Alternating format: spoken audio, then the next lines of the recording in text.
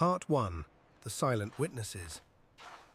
Imagine standing in the shadow of the Great Pyramid, not staring at the peak, but at the stone beneath your feet. In the red granite, so hard it mocks modern steel, you notice them. Perfect circular drill holes, smooth as if a hot needle had slipped straight through the rock. These marks were carved 5,000 years ago, long before electricity, engines, or iron. And yet, the precision is so clean, so confident, that modern engineers armed with diamond drills still pause in disbelief. How did so-called primitive craftsmen achieve results we struggle to match today? This isn't just archaeology, it's a challenge carved into stone. Welcome to Historia Prime. Today, we rediscover a forgotten science, a tool so simple it seems impossible, yet so effective it forces us to rethink what progress really means. Because the real mystery isn't only how they drilled these holes, but what they understood about resilience, efficiency, and engineering that we've lost in our age of power-hungry machines. Stay close. What you're about to uncover may change the way you see ancient technology and modern civilization itself. Part 2. The Copper Conundrum. For more than a century, the mainstream explanation has sounded simple enough. The ancient Egyptians drilled their perfect holes using soft copper tubes. But the moment you look deeper, the story begins to unravel. Copper has a Mohs hardness of about 3. Granite stands at 7. On paper, the copper shouldn't cut at all. It should crumple, smear, and collapse. And yet, it didn't. Here lies the true genius of the Old Kingdom. The copper was never meant to be the cutter. It was only the vessel, the frame, the sacrificial body. The real cutting force came from something so ordinary you've stepped on it your entire life. Quartz sand. By feeding a wet slurry of abrasive sand between the spinning copper tube and the granite, each grain of quartz embedded itself into the soft copper wall. Suddenly the tube transformed, becoming a temporary, self-renewing cutting edge. With every turn, these microscopic crystals carved through the granite, not with violence, but with steady, relentless precision. This wasn't a simple hack. It was an elegant industrial system built on low energy, low heat, and deep understanding of materials. While modern drills tear through stone with speed and brute force, often creating invisible microfractures that weaken the rock, the ancient method actually polished the granite as it cut. The result? Perfect surfaces that have survived 5,000 years without cracking. And that brings us to a question we rarely ask ourselves today. In a world obsessed with speed, in a world where convenience outruns craftsmanship, are we trading away permanence for the illusion of progress? Because the Egyptians didn't overpower nature, they partnered with it. And perhaps, in that quiet partnership, lies a lesson modern civilization desperately needs to remember. Part 3. The Impossible Feed Rate. In the late 1880s, a discovery shook the foundations of Egyptology. Sir William Flinders Petrie, an engineer first, an archaeologist second, unearthed something that should not exist. It was a granite cylinder, pulled from a drill hole at Giza, later labelled Core Number 7. At first glance, it was simply another artifact. But on closer inspection, it became a lightning bolt. Running down the surface of the core was a continuous spiral groove. Not random, not accidental. A clean, consistent path carved with a precision that stopped Petrie in his tracks. He measured the drill's feed rate, the distance the tool advanced with each rotation, and found a staggering number, 1/10 of an inch per revolution. To understand how shocking that is, compare it to today. A modern diamond drill, running at 900 revolutions per minute, advances only 2/10,000ths of an inch per turn. That means the ancient Egyptians were cutting into granite 500 times faster with each rotation than we can achieve with our most advanced industrial tools. 500 times faster, using copper tubes and sand. So how do we explain this? Some researchers, like Christopher Dunn, propose lost technologies, perhaps ultrasonic vibrations or mechanical systems we've never rediscovered. Others, like Dennis Stocks, argue for a more human explanation, an intentional wobble in the drill, combined with massive downward pressure generated by teams of workers. And yet, whatever the true mechanism was, one lesson rises above the debate. The brilliance of the ancient Egyptians did not come from exotic machines or secret alloys. It came from an intimate understanding of materials, friction, and force, an understanding so refined that it allowed them to outperform tools we consider modern. They did not rely on the complexity of the tool. They relied on mastery of the process. And perhaps, in an age obsessed with high technology, that is a truth we've nearly forgotten. Part 4. Precision beyond the naked eye. If the ancient drill holes left you stunned, then prepare to step into something even more unbelievable. Long before the pyramids rose, before dynasties carved their names into stone, craftsmen of the pre-dynastic era were shaping vessels from diorite, basalt, and other stones so hard that even modern machinists hesitate to work them. These were not simple bowls or rough containers, they were masterpieces of geometry and balance. Some of these vases have walls just a few millimeters thick, so thin they almost tremble under the light. Their necks narrow to openings so tight that carving the interior could only be done blind, relying on touch, intuition, and a sense of spatial awareness that borders on the impossible. Yet they achieved it, not once, but again and again. And when modern researchers finally applied 3D CAT scanning, the results were nothing short of staggering.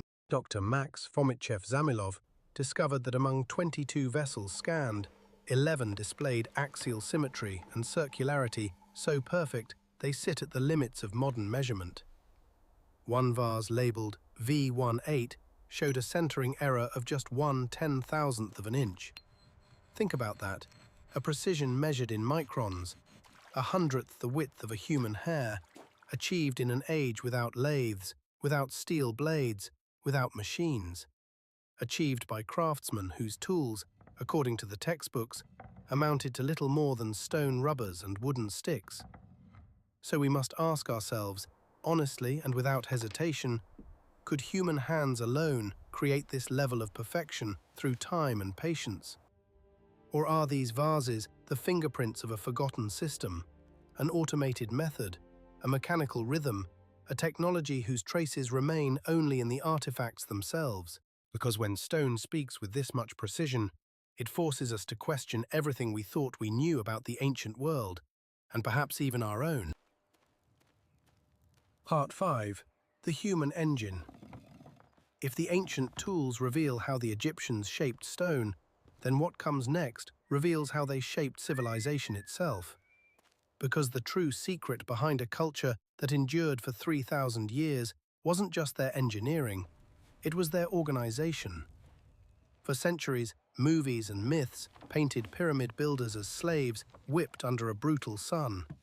But the sands of Giza tell a very different story. Excavations at the workers' town Hayt el Ghurab have uncovered homes, bakeries, breweries, medical stations, and even administrative buildings. These were not prisoners, they were citizens, skilled craftsmen, seasonal farmers fulfilling their corvée, a civic duty woven into the rhythm of their lives. Each year, when the Nile flooded and farmlands vanished beneath rising water, the state faced a choice: let people starve or mobilize the greatest workforce the ancient world had ever seen. And they chose unity. They chose purpose. They chose to turn survival into collaboration. And the workers were not fed scraps.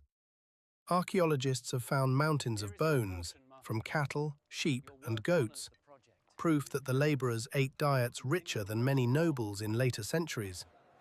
This was a work-feast economy, a system where nourishment and national pride went hand in hand.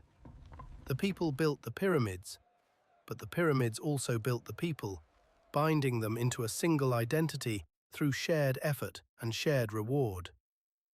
So here becomes our lesson. Resilience doesn't come from a single tool or a single builder. It comes from the engine of human organization, from understanding that survival is strongest when it is mutual, when effort is honored, when purpose is shared. The Egyptians didn't just construct monuments of stone.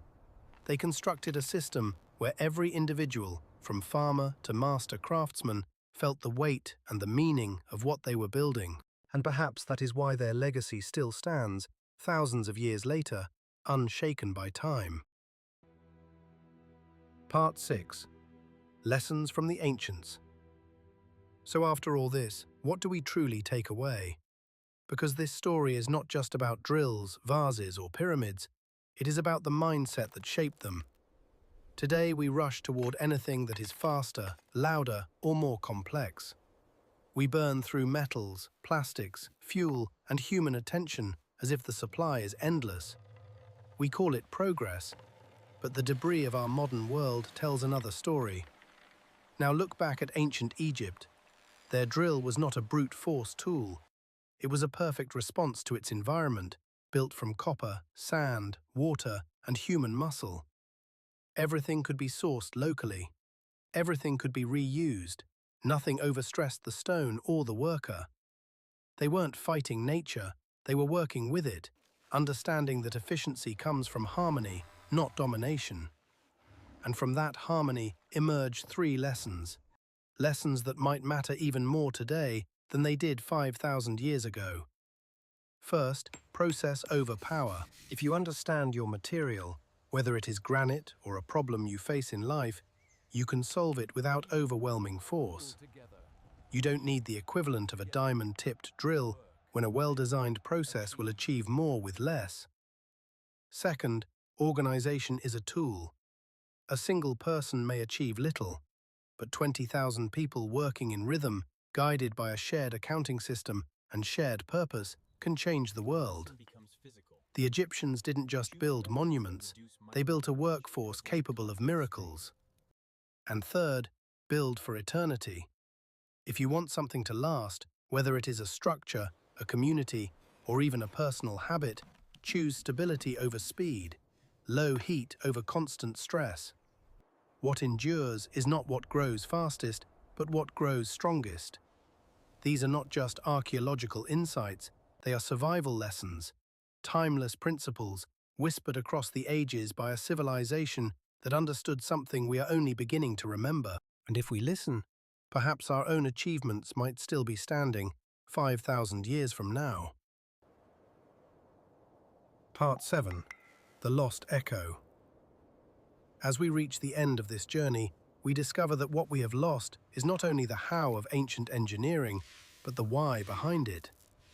Somewhere across the centuries, we let go of the mindset that shaped ordinary villagers into master craftsmen, and master craftsmen into legends.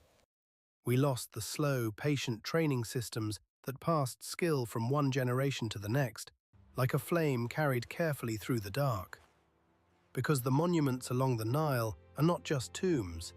They are not merely statements of wealth or power. They are questions. They ask us, quietly but firmly, can your civilization build something that will still be standing 5,000 years from now?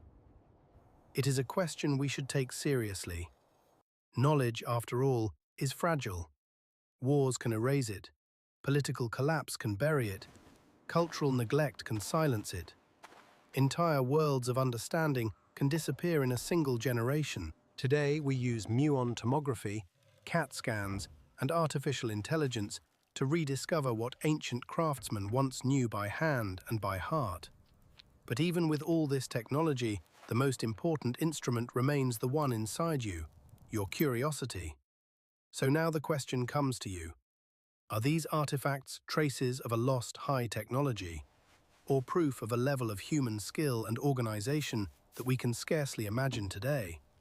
What do you believe? Share your thoughts below.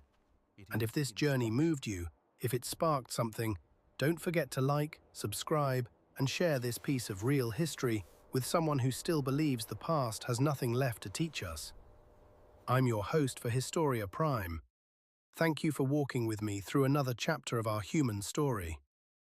Until next time, stay curious and stay resilient.